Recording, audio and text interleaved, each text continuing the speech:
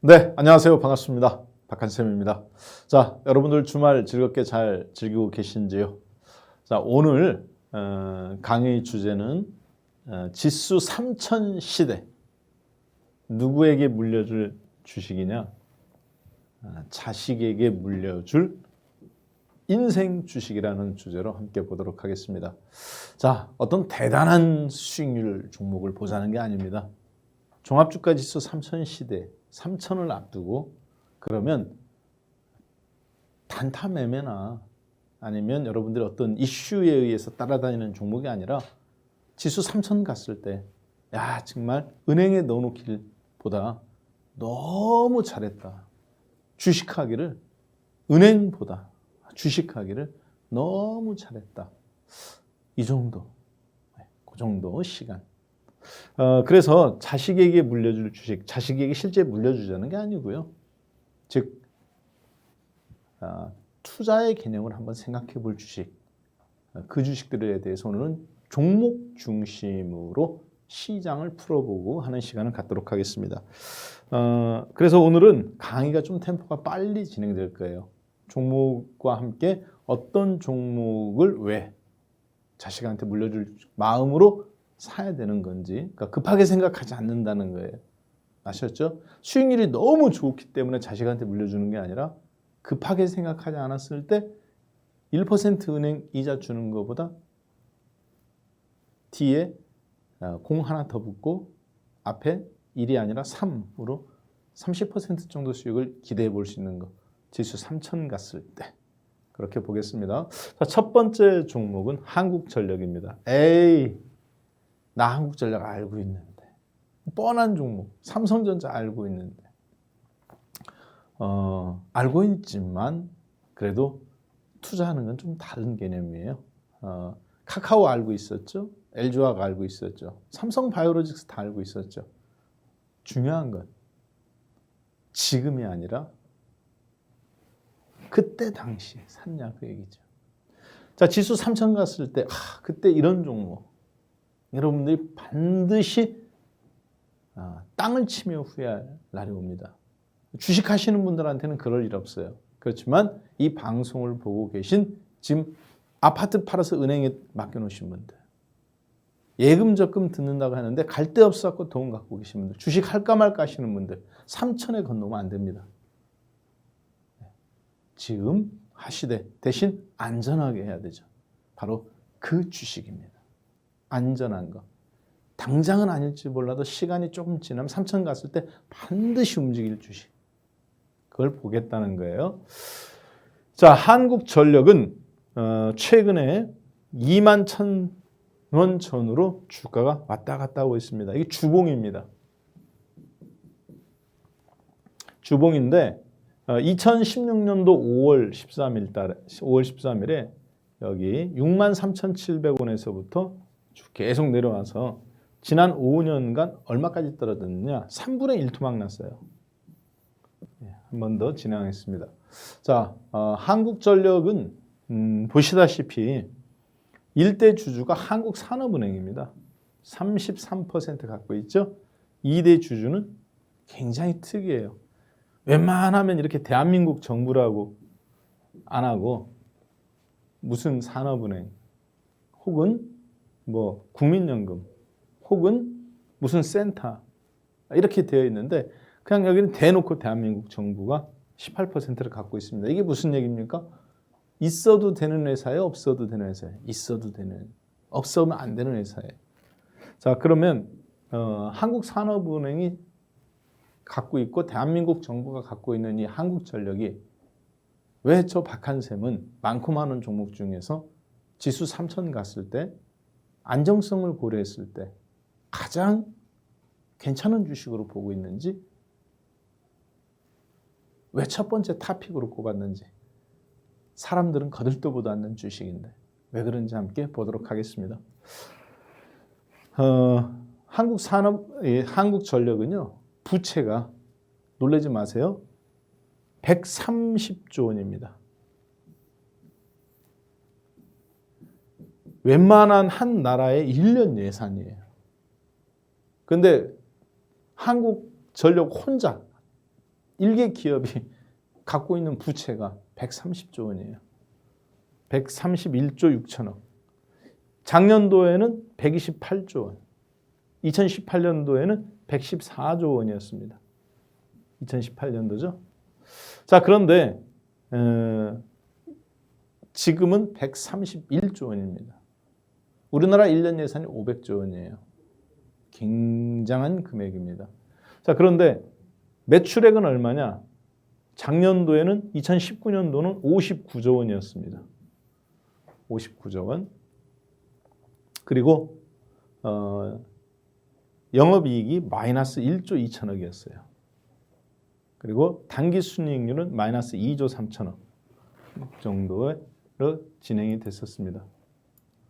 그렇죠? 여기 지금 보이시는 것처럼 2019년도 12월 달에 동그라미 쳐놓은 부분 59조 원 매출액, 그리고 영업이익 마이너스 1조 2천억, 그리고 여기 그 아랫부분 이 부분이죠.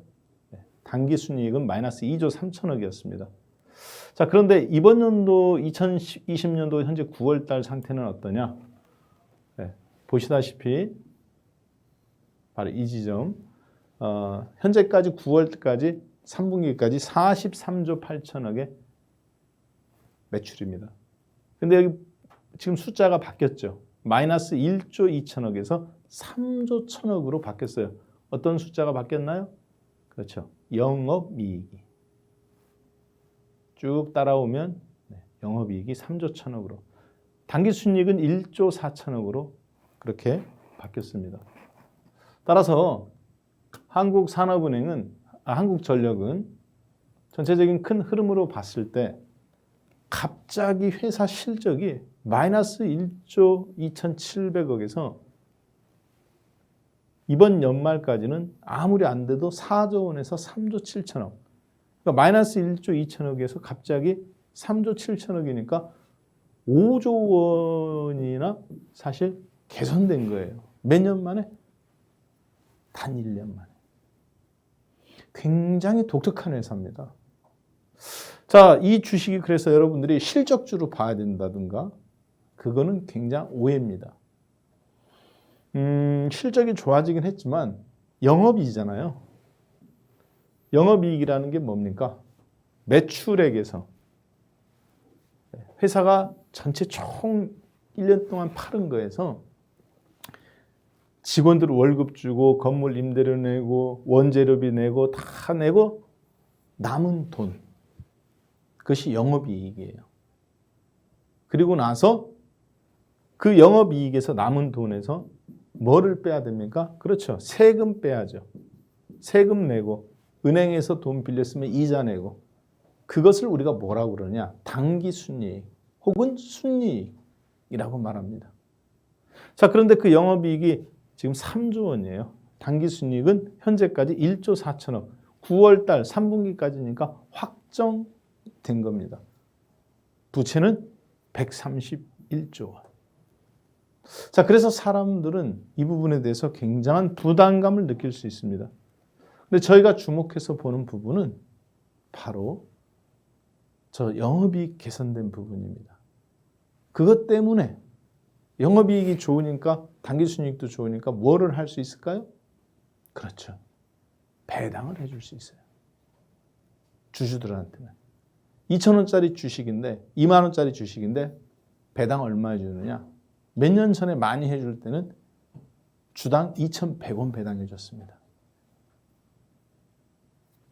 그리고 900원대 최근에 몇 년 전에 배당해 주고, 자, 주가가 6만 원일 때는 2,000원 배당해 줄 수 있어요. 그렇죠? 3%대. 그리고 3만 원대 떨어졌을 때는 마지막으로 배당해 준 게 950원, 60원입니다. 지금은 2만 원이에요.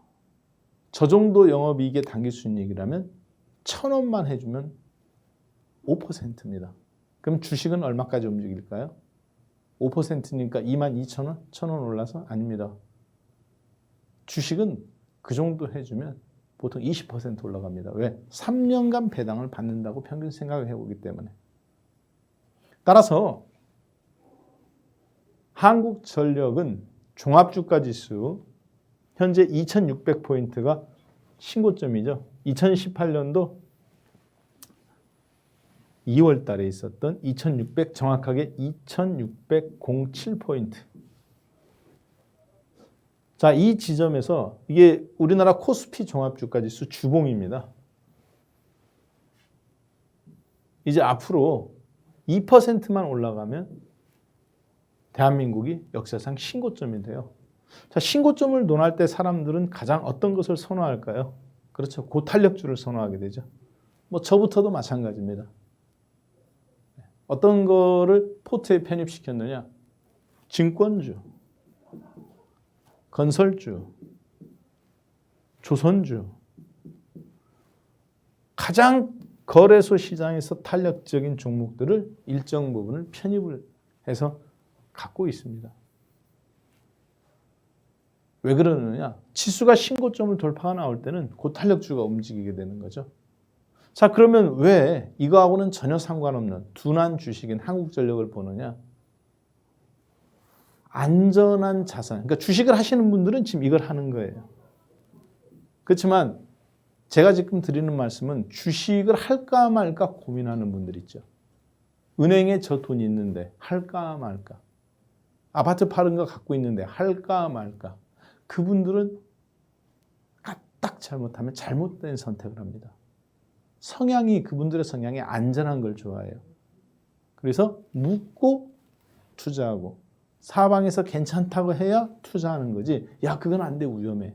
이런 건 절대 하지 않기 때문에 그 돈이 2600, 500까지 왔는 신고점 근처인데도 다른 사람들 다 주식하는데 아직도 안 하고 있는 돈들입니다. 언제 건너오느냐? 옆집에 있는 누가 이만큼 돈 벌었다더라. 저쪽에 갔는데 누구도 돈 벌었다더라. 먼저 부동산을 가르쳐주고 나한테 먼저 움직였던 사람들이 할 때 가는데 그때가 지수 2700, 800, 900일 때입니다. 3000 근처에 가서 은행에서 돈 빼와서 하는 거예요. 굉장히 장고 끝에 악수 둔다. 위험한 겁니다.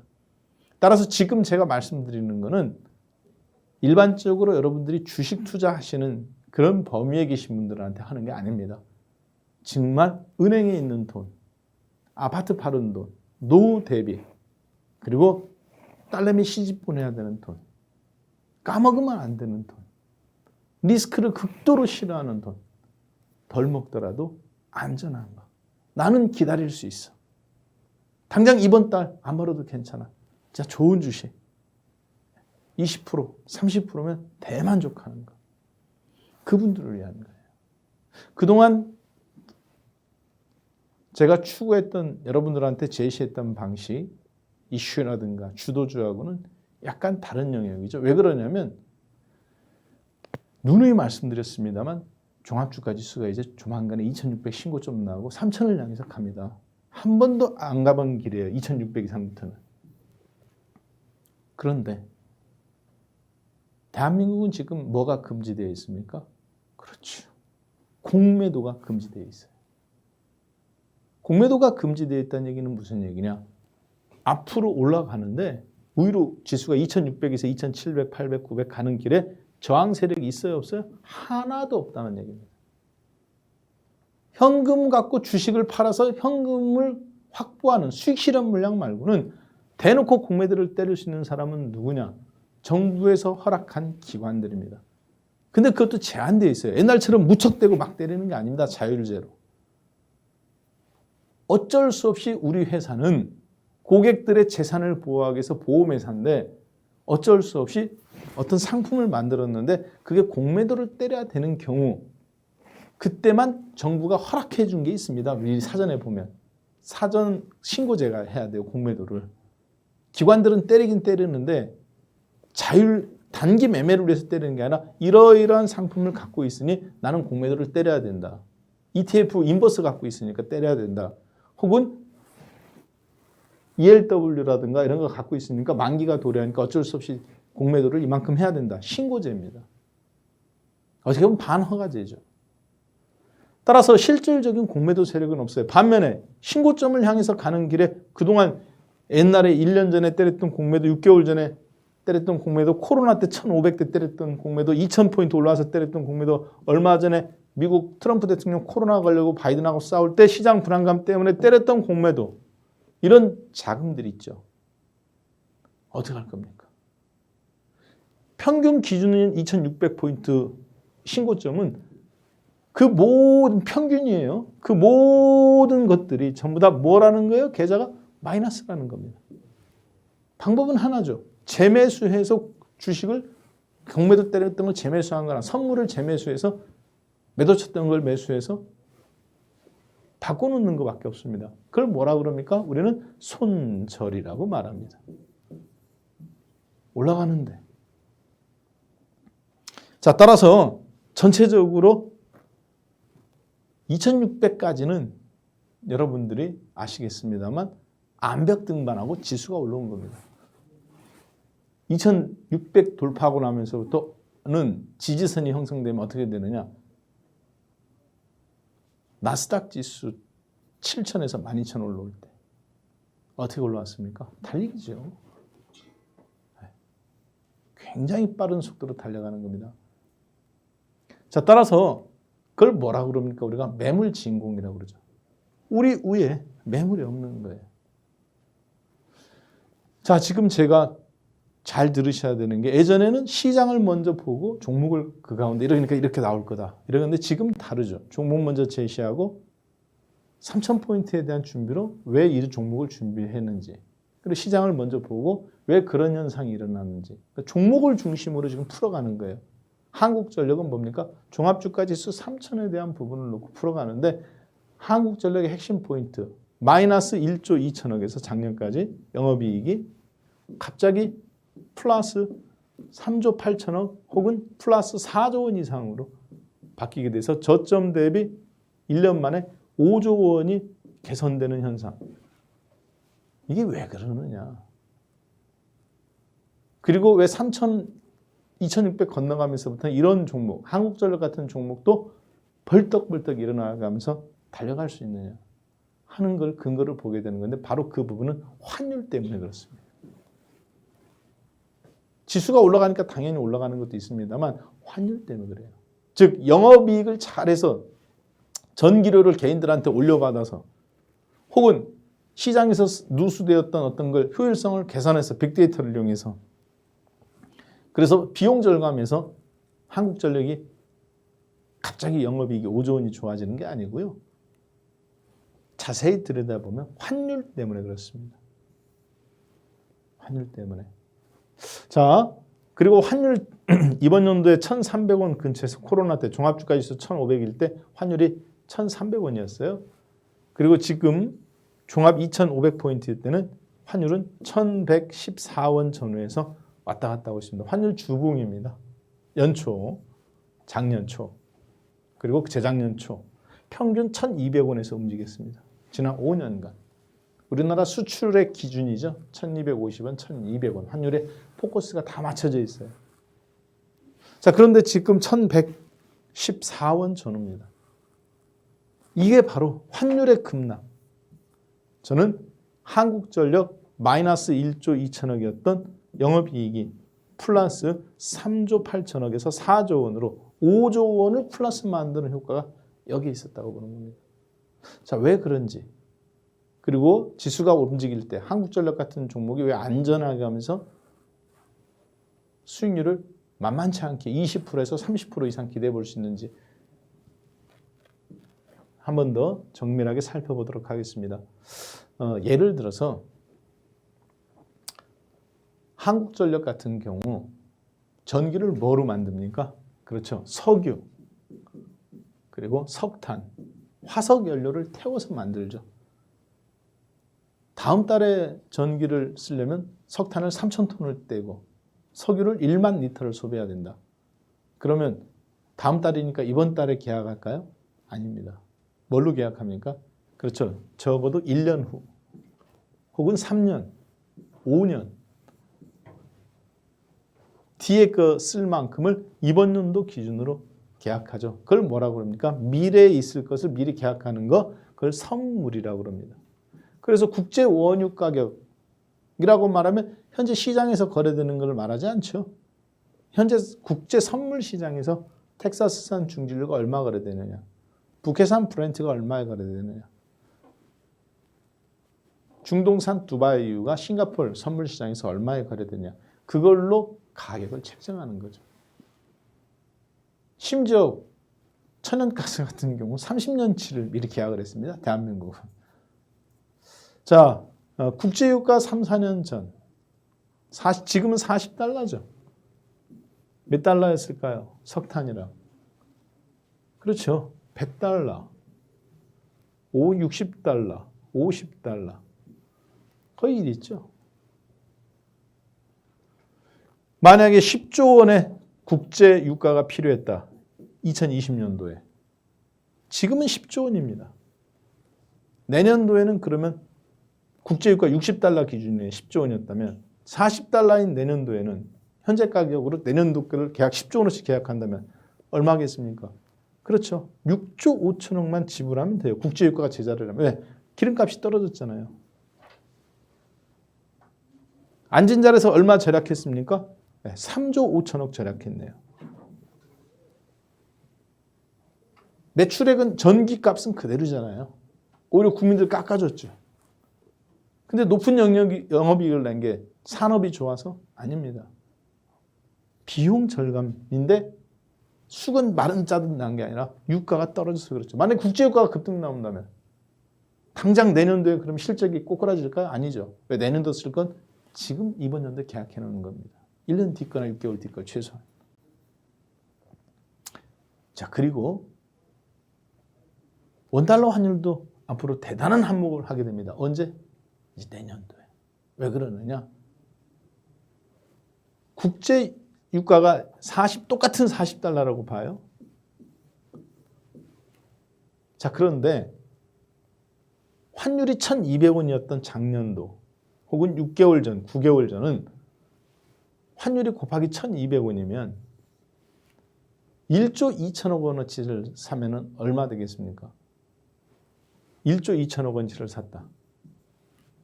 그러면 10억 달러치를 산 거죠. 미국 달러 기준으로. 그런데 이번 연도는 국제 유가도 똑같고 똑같이 10억 달러를 사요. 내년도 거를 미리 계약해 놓는 거. 환율이 얼마입니까? 1,100원이라고 계산해 보겠습니다. 단순 논리로. 10억 불을 5천원치를 살려고 하는데 40달러 국제 유가 똑같아. 얼마 내야줘야 돼? 그렇죠. 환율 1,100원이면 1조 2천억 원이 아니라 1조 1,000억만 주면 됩니다. 앉은 자리에서 얼마 벌었어요? 1,000억. 환율이 떨어지니까. 근데 이게 만약에 10억 불어치가 아니라 100억 불어치라고 계산해 보세요. 12조 원어치를 줘야 됐던 데서 이번 연도는 11조 원어치만 주면 됩니다. 앉은 자리에서 얼마 벌었어요? 1조 원 벌었네요. 즉 100조 원어치를 계약하면 9%인 9조 원어치가 남는 거고 10조 원어치를 계약하면 9천억이 남는 겁니다. 유가가 떨어져서 10조 원어치 할 때 3조 5천억 절약됐고 그리고 또 6조 5천억 들어가는 데서 또 환율 문제로 또 절약되죠. 얼마치가? 6천억 원 이상이. 10조 원어치를 똑같이 구매해서 기름이든 석탄이든 가격 하락에 따른 반영이 이제 되는 거고 환율로 인한 반영이 또 되고 즉 40% DC 효과가 있는 거죠. 뭐가? 석유를 똑같은 양을 사더라도 석탄을 똑같은 양을 사더라도 또는 추세 하락이기 때문에 더 싼 가격에 하려고 그러지 비싼 가격에 하려고 하지 않습니다. 얼마 절약됐어요? 10조 원어치 사는데 4조 원 절약됐죠. 근데 10조 원어치 갖고는 안 됩니다. 더 사야 되지 사실은. 그 돈이 마이너스 1조 2천억이었던 아까 보셨으면 영업이익이 그래서 갑자기 2019년도 마이너스 1조 2천억이었던 매출액 59조 원에 영업이익 1조 2천억이었던 이 부분이 이번 연도 갑자기 플러스 3조 8천억 혹은 4조 원 많게는 5조 원까지도 한번 볼 수 있는 변화가 일어난 부분들이라고 볼 수 있겠습니다. 따라서 비용 절감이 아니라는 거 그리고 전기 가격을 올라서 거기에서 기업들한테 혹은 개인 가정한테 올려서 한 게 아니라는 거. 오로지 뭐다? 그렇죠. 환율로 인한 환차익 효과. 두 번째, 국제 유가라든가 석탄 가격의 하락, 자동적인 비용 절감, 환경 변화에 따른 효과가 컸다는 거죠. 내년 당장 그러니까 실적이 내년도에는 정말 좋은 말로 7조 원, 8조 원 벌 수도 있습니다. 영업이익이. 순이익은 4조 원, 5조 원까지도 끌어올릴 수 있어요. 여기까지만 해도 굉장히 해피한 케이스입니다. 근데 더 놀라운 거 하나 알려드릴게요. 뭐냐? 만약에 원달러 환율이 2020년도 1,200원이었는데 조 바이든 후보 당선돼 가면서 우리나라도 원달러 환율이 지금 1,100원, 1,110원대인데 만약에 1,000원 근처까지 내년까지 연말이나 이렇게 떨어진다. 10%도 지금 달러 가격 떨어지는 거 보면 떨어져요. 코로나 때 3월 달에 달러 가격이 얼마였느냐? 달러 인덱스 기가 103이었습니다. 지금 93이죠. 내년도에 80 간다는 이야기가 있죠. 그러면 자동적으로 원달러 환율 1,000원 옵니다. 1,000원 오면 그게 무슨 얘기냐? 한국 전력이 아까 보셨지만 부채 130조 있었잖아요. 정확히 131조. 에서 마이너스 20%가 절약된다는 얘기하고 똑같습니다. 마이너스 131조에 마이너스 20%면 얼마입니까? 그렇죠. 26조 원. 아무것도 안 했는데, 안 갚았는데 26조 원의 부채가 감소되는 효과가 있어요. 왜 그러느냐? 예를 들어서 131조 원을 달러 가치로 평가하면 얼마입니까? 환율 1,100원일 때는 1,000원을 갖다 만약에 그러면 1,300억 달러입니다. 환율 1,000원일 때. 1,200원일 때는 이것보다 곱하기 200원씩 더 줘야 되는 거죠. 자, 따라서 앉은 자리에서 얼마가 남는 거예요? 달러 돈으로 환산됐을 때 워낙 강세로 말미암아 한국 돈으로 갚아봐야 안 받아주잖아요. 그렇죠? 네. 그러니까 저 131조라는 돈에서 환차익으로 인한 비용 절감 효과가 있는 겁니다. 자, 그렇기 때문에 그 부분을 극대화, 즉 내년도가 한국전력은 부채도 10조 원 이상에서 15조 원 털어낼 수 있는 드라마틱한 거에다가 그리고 영업이익도 7조 원에서 8조 원까지 많게는 10조 원까지도 내년 연말에는 얘기가 나올 수 있어요. 거기다가 종합주가지수까지도 너무 좋죠. 여러분들이 야, 저 자식이 지금 주식 이야기하지 않고 무슨 거짓말하는 것 같잖아요. 그렇죠. 국제유가 가격이 변동이 없는데 1년 전 거 가격으로 계산돼서 떨어져서 이 영업이익이 5조 원이라는 것이 늘어나는 것에 한몫했다. 환율이 또 한몫했다. 그래서 전기료가 올렸다거나 혹은 직원들이 열심히 해서 비용을 절감해서 그런 게 아니라 자연적인 효과였다라는 거. 그런데 그 환율에 대한 부분이 내년도에는 1,200원, 1,110원이 아니라 1,000원까지도 떨어질 수 있는, 만약에 떨어진다면 영업이익도 더 늘어나지만 뭣도 늘어나요? 영업이익은 플러스 3조 원이 아니라 플러스 5조 원, 많게는 7조 원까지도 늘어나게 되고 131조 원이었던 부채는 손대고 코도 안 풀었는데 마이너스 20조 원이 그냥 뚝 떨어져 나가서 110조 원대로 뚝 떨어지게 되는 효과. 그러면 이 주식이, 한국전력 같은 주식이 그대로 21,000원에 머물러 있을까요? 종합이 3,000 가고 있는데 이미 삼성전자니 뭐니 다 주식들 다 올라갔습니다. 조선주 이미 50% 올라가 있고 증권주 70% 올라가 있고 건설주 40, 50% 다 올라가 있어요. 살 건 이미 다 산 겁니다. 자, 제가 지금 드리고 싶은 얘기는 뭐냐면 주식하는 분들은 그거 해야 되는 거예요. 증권주, 조선주, 건설주. 그러나 은행에 돈 갖고 있는 분들, 장고 끝에 악수 둔다고 삼천에 증권주, 조선주, 건설주 들어오면 안 됩니다. 2,800, 900에. 안전한 걸로 들어오라니까. 어차피 할 거라. 좀 더 공격적이라는 걸 제시해 드릴 수 있지만 지금 이 시간만큼은 제목이 뭡니까? 그렇죠. 자식에게 물려주고픈 인생 주식이잖아요. 즉 그만큼 좋은 주식이 아니다. 삼성전자 같은 좋은 주식이 자식한테 물려주라는 게 아니라 그 정도로 안전하고 신중하게 긴 안목으로 3,000포인트 갔을 때 30%, 40% 한번 낼 수 있는 걸로 봐라. 그 얘기죠. 물려주는 거지 사다 팔았다 하는지 말라는 거죠. 이해해 주셨으면 좋겠어요. 자, 원달러 환율입니다. 아까 한국전력의 영업이익, 부채를 크게 감소시켜 줄 수 있는 중요한 원인이 바로 원달러 환율이라고 그랬죠. 빨간색은 종합주가지수예요. 코스피. 파란색은 뭐냐? 원달러 환율입니다. 왼쪽이에요. 현재 가격.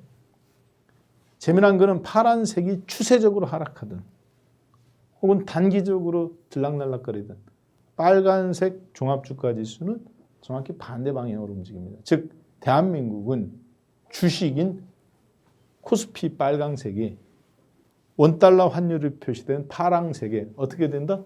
종속된다.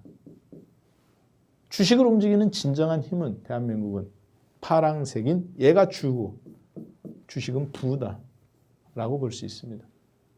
이 부분에 대해서는 나중에 한번 심도 있게 언급드리기도 하겠습니다만 이미 여러분들한테 코스피 3000에 대해서 3주 전, 1주 전 다 말씀드려가면서 자세하게 언급드렸던 부분이 있습니다. 그래서 3000 간다는 근거가 1개월 전, 2개월 전부터 계속 말씀을 드렸었죠. 자, 한 가지 재미난 거는 종합주가지수가 최고 피크였던 자리 2018년도 2월경 2600포인트 아까 2600 정확히 7포인트 여러분들한테 신고점이라고 제시해드렸던 자리 그렇죠? 아까 주봉을 보고 그 자리 파란색 선으로 선을 그은 이 자리 그걸 한번 좀 더 자세하게 한번 보겠습니다. 네.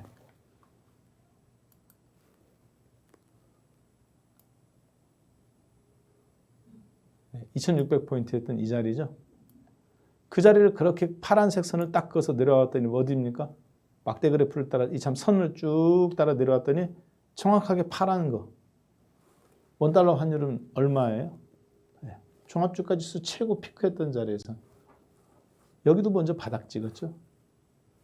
그리고 잠깐 반등 나왔다가 저점 살짝 깨고 누가? 원달러 환율이 2018년도에 얼마예요? 가격이?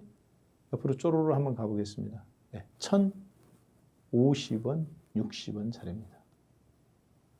그때 국내 종합주가지수는 사상 최고점인 2600포인트를 찍은 거죠. 바로 이 자리.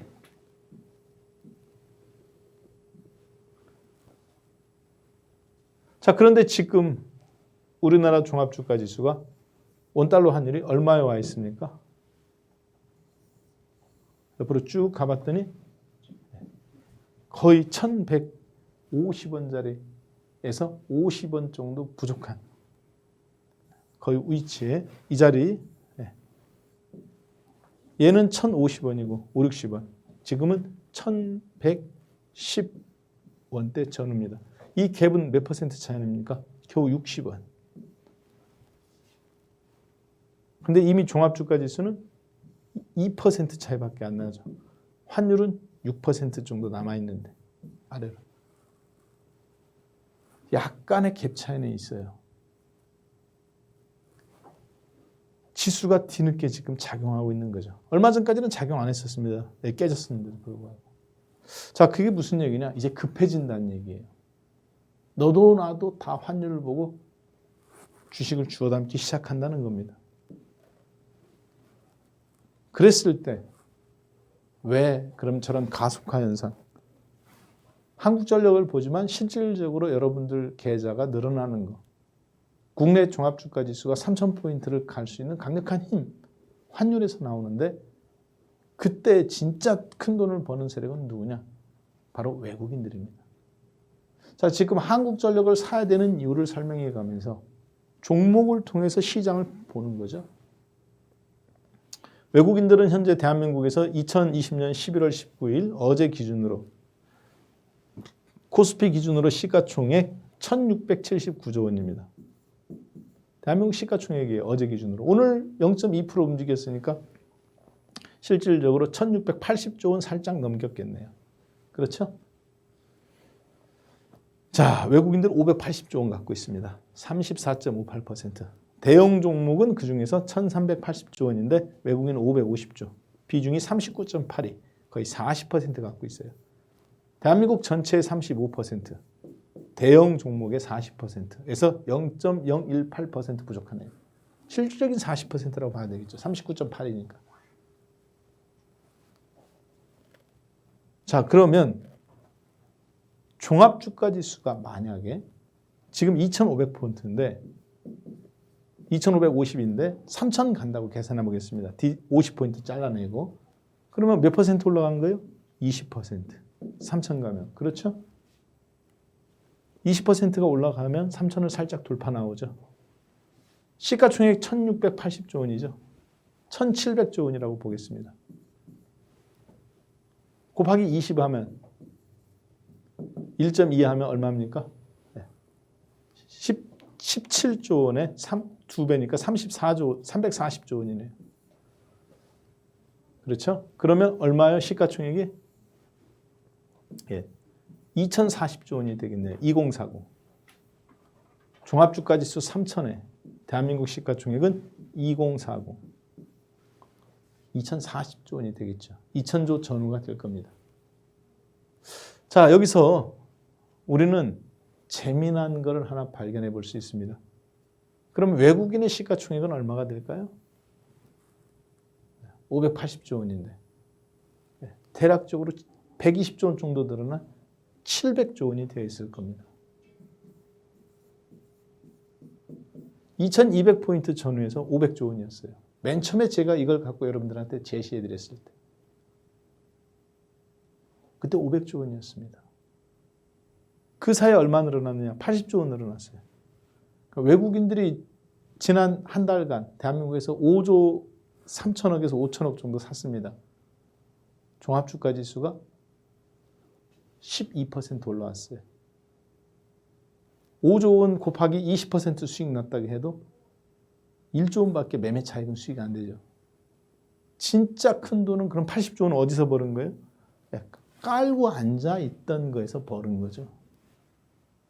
3천 가면 얼마 버는 거예요? 500조 원, 2200 기준 500조 원에서 200조 원 버는 겁니다. 매매 차익입니까? 갖고 있는 주식이 올라가서 평가 차익입니까? 평가 차익이죠.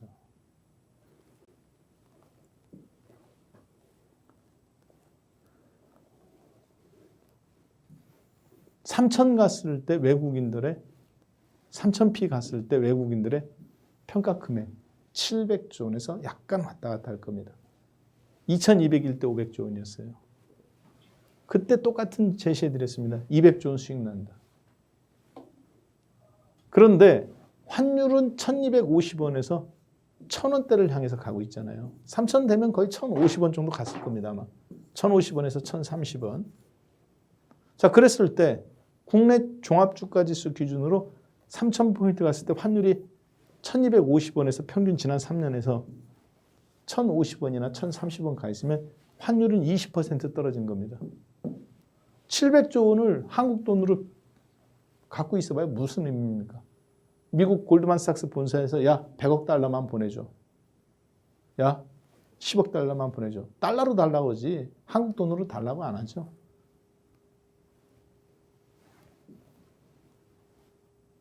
(700조) 원을 만약에 1250원일 때 10억 달러를 보내달라겠다.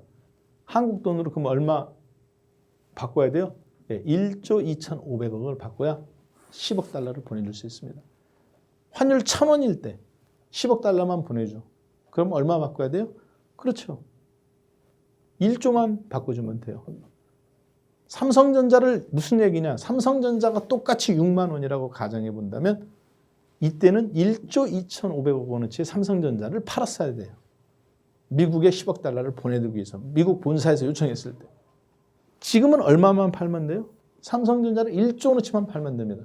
삼성전자 6만 원 가격은 불변이라고 보면 앉은 자리에서 삼성전자를 얼마 덜 팔아도 됩니까?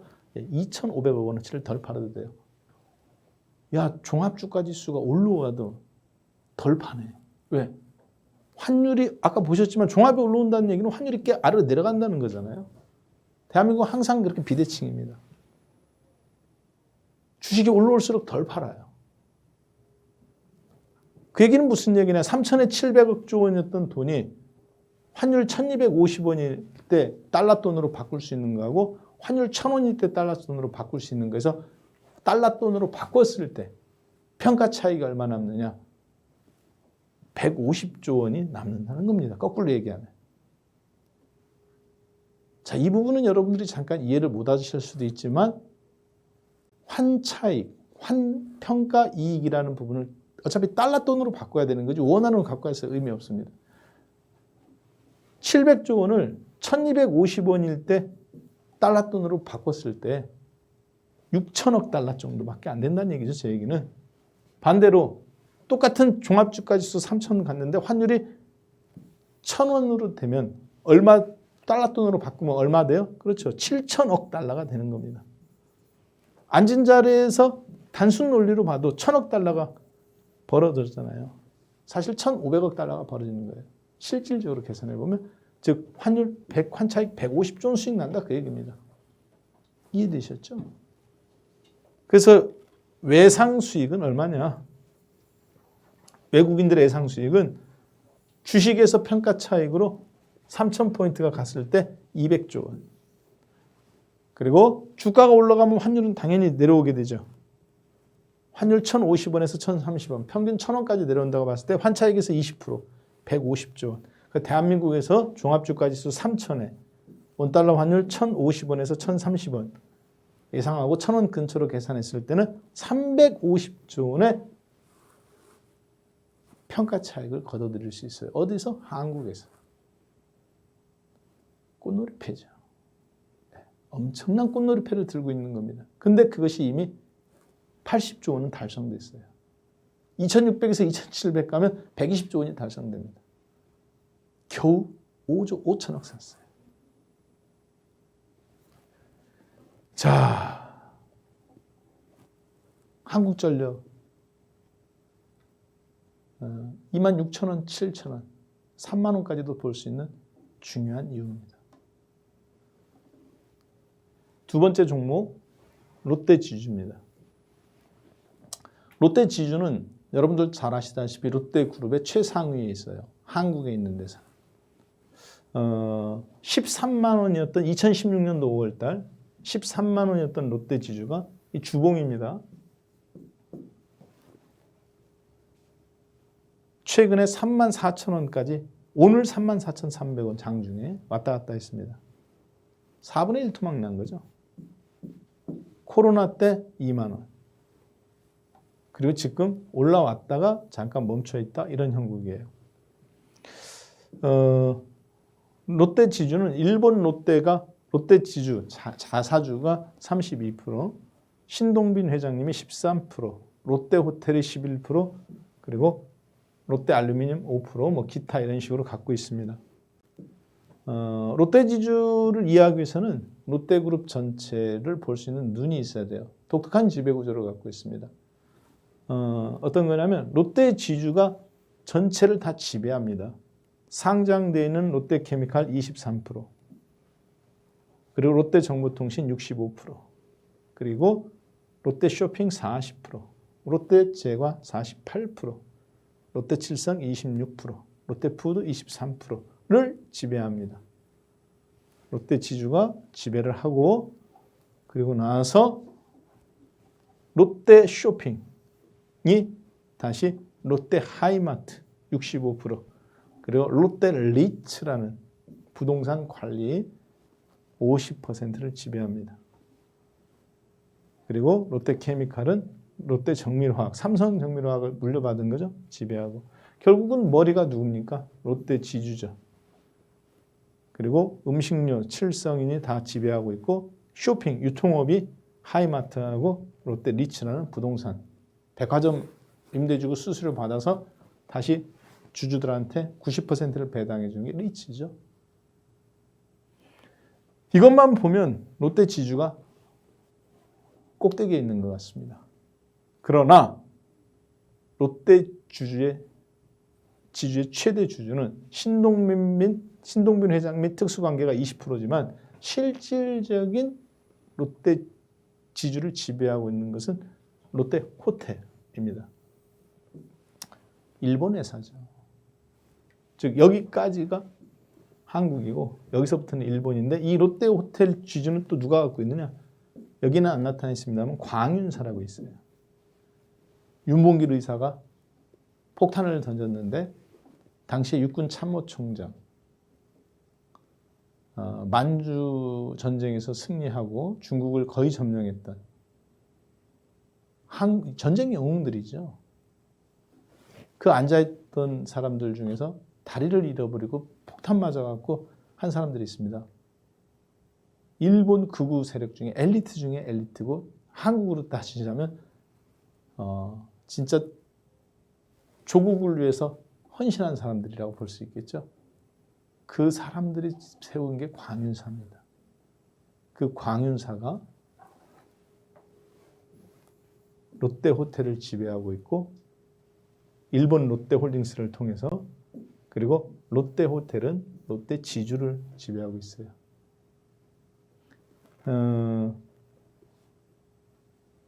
그리고 그것이 한국에 있는 롯데그룹을 지배하고 있는데 여기서 여러분들이 느끼신 거는 그럼 핵심이 누굽니까? 롯데 지주와 그리고 롯데 쇼핑이 이 전체 큰 흐름에서 가장 핵심이라는 걸 아실 겁니다. 화학업종을 빼내.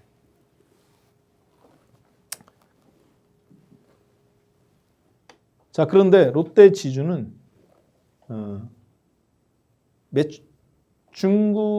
한국의 사드, 롯데 골프장 쪽에 사드가 지어져 가면서 중국에서 공식적으로 20조 원, 비공식적으로 100조 원의 기회비용 손실을 입었습니다. 사드가 롯데 골프장에 세워졌잖아요. 2019년도 매출액이 8조 8천억, 영업이익이 1,700억입니다. 당기순이익은 마이너스 3,500억. 사드 피해가 계속 이어진 거예요. 근데 이번 코로나 때 현재 9월까지 매출액 6조 7천억, 영업이익 1,500억, 당기순이익 350억으로 플러스로 돌렸습니다. 그런데 주식은 아까 어때요? 계속 그냥 그 자리입니다. 3만 원에서 벗어나지를 못해요. 재미난 거는 이 회사도 부채가 많습니다. 8조 9천억. 한국 돈으로 부채를 짊어지고 있을까요? 일본 롯데를 통해서 외환으로 부채를 짊어지고 있을까요? 네, 외환으로 부채를 짊어지고 있습니다. 따라서 원화가 강세라는 것은 즉 1,200원에서 1,000원대로 1,100원대로 1,100원에서 1,000원대로 떨어진다는 이야기는 부채 비용이 감소한다는 걸 의미합니다. 회사 탄탄하죠. 유보율 4만 %니까. 그리고 롯데호텔과 롯데지주 합병을 통해서 롯데호텔 상장을 앞두고 롯데지주의 중요성이 부각되고 있습니다. 요즘 롯데쇼핑, 롯데지주 들썩들썩하죠. 왜 그러느냐? 역사상 이렇게 좋은 기회가 없다고 보는 거예요. 안전해가면서. 왜? 과자 시장 점유율, 음료 시장 점유율 보세요. 저 회사가 없어지겠는가? 안 없어집니다. 따라서 한국전력과 롯데지주, 대한민국에서 현재 어쩌면 가장 안전해가면서 은행 이자의 30배, 20배 줄 수 있는 전무후무한 기회가 될 거로 저는 보고 있습니다. 자, 나머지 못다한 두 종목에 대해서 두 개가 더 남아있는데 하나는 하림지주고 하나는 NHN. 네이버가 아니에요. NHN입니다. 코드 번호 NHN이에요. NH 엔터테인먼트라고 불리는 이 회사에 대해서 여러분하고 못다한 이야기를 공방에서 함께 보도록 하겠습니다. 공방 궁금하신 분은 샵 파라나 여러분들 문자에 있죠? 누구누구한테 문자 보내기 사람 이름 지우고 그냥 샵 파라나 누르시면 자동으로 공방 주소가 나가요. 잘 활용하시면 핸드폰이나 컴퓨터를 통해서 들어오기 쉬울 겁니다. 함께 나머지 종목들 자식에게 물려줄 만큼 좋은 수익이 아니라 안전하게 수익을 누릴 수 있는 종목에 대해서 한번 살펴보았습니다. 네, 그럼 이렇게 해서 방송 마무리하고요. 네, 마치도록 하겠습니다. 감사합니다.